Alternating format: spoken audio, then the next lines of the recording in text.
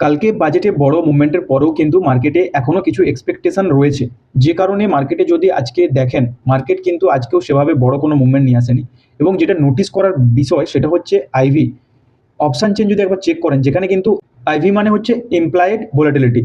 এর ডিটেলস আমি ক্যাপশানে দিয়ে দিচ্ছি যে আইভি কি, ছোটো একটু মেনশন করে দিচ্ছি, আপনি এগুলো পেয়ে যাবেন এখন ইউটিউবে আইভি কি বা কি বুঝতে চাইলে।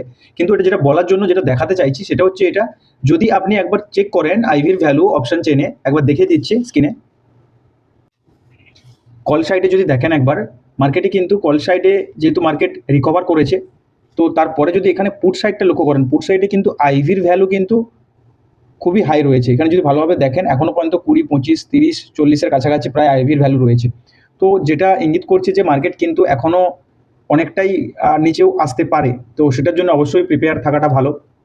মার্কেটে যদি আজকের মুভমেন্ট দেখি, মার্কেট কিন্তু ওপেন হয়েছিল কালকের যেখানে ক্লোজিং ছিল সেখান থেকে মার্কেট ফল হয়, এবং কালকে লাস্ট যেখানে মার্কেট সাপোর্ট নিয়েছিল 15 মিনিট ক্যান্ডেলে 3:15-তে, সেখান থেকে কিন্তু মার্কেট একটা ডোজি প্যাটার্ন বানিয়ে সাপোর্ট নেয়, এবং এখান থেকে মার্কেট কিন্তু আবার রিভার্স হয়ে ওপরে গিয়ে অনেকটা ওপরে ক্লোজিং দিয়েছে, যেটা আপনার মার্কেটে ক্লোজিং এসছে আজকে 262 পয়েন্টের পজিটিভ ক্লোজিং এসছে। তো এটা একটা ভালো দিক, পজিটিভ ক্লোজিং এসছে। কিন্তু মার্কেটে যদি ডে চার্ট দেখেন, মার্কেট কিন্তু এখনও অনেকটাই স্ট্রেসে রয়েছে, মার্কেটে কিন্তু ফল এখনও হতে পারে। তো অবশ্যই কসাস থেকে কোনো রকম ডিসিশন নেবেন।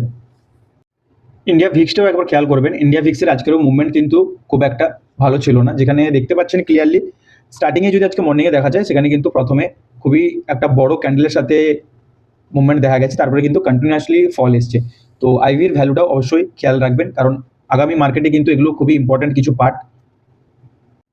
নিফটির যেহেতু কালকে এক্সপায়ারি রয়েছে, কালকের জন্য যদি প্ল্যানিং করেন তাহলে অবশ্যই বলবো ডাউন সাইডে ফার্স্ট যেটা সাপোর্ট এরিয়া থাকবে 24,612, যেটা বাজেটের লো ছিল। এখানে যদি মার্কেট সাপোর্ট নেয় তাহলে ঠিক আছে, কিন্তু এর নিচে যদি ফল হয় তাহলে আওয়ারলি ফ্রেমে যদি দেখেন, মার্কেটে একটা লং টাইম ফ্রেমে কিন্তু একটা সাপোর্ট এরিয়া রয়েছে, যেটা হচ্ছে এখানে, যেটা আপনার 24,347 বা 350-র কাছাকাছি, প্রায় মানে 400 থেকে 350-র কাছে একটা কিন্তু স্ট্রং সাপোর্ট এরিয়া রয়েছে, এবং তারও নিচে যদি হয় তাহলে কিন্তু 24,060 বা 24,000-এর জোন পসিবল এরিয়া রয়েছে। আপ সাইডের জন্য বলবো অবশ্যই একটা স্ট্রং সাপোর্ট রেজিস্ট্যান্স এরিয়া, যেটা আপনার 25,500, এটা না ব্রেক হওয়া পর্যন্ত বড় মুভমেন্ট দেখতে পাওয়া যাবে না। এবং যদি কিছু টাইম হোল্ড করেন তাহলে কিন্তু এখানে 340 বা 300 জোনে একটা কিন্তু ভালো রেজিস্ট্যান্স এরিয়া রয়েছে, এটা যদি ব্রেক হয় তাহলে কিন্তু আপ সাইডে বড় মুভমেন্ট দেখা যেতে পারে। লেভেলগুলো মার্ক করবেন। আর এগুলো কোনো বাইসেল রেকমেন্ডেশন না, শুধুমাত্র এডুকেশনাল পারপাসের জন্য ভিডিওটা বানানো। তো রিকোয়েস্ট করবো অবশ্যই বাইসেল ডিসিশন নেওয়ার আগে ফাইন্যান্সিয়াল অ্যাডভাইজারের সাথে কথা বলে নিন। Thank you.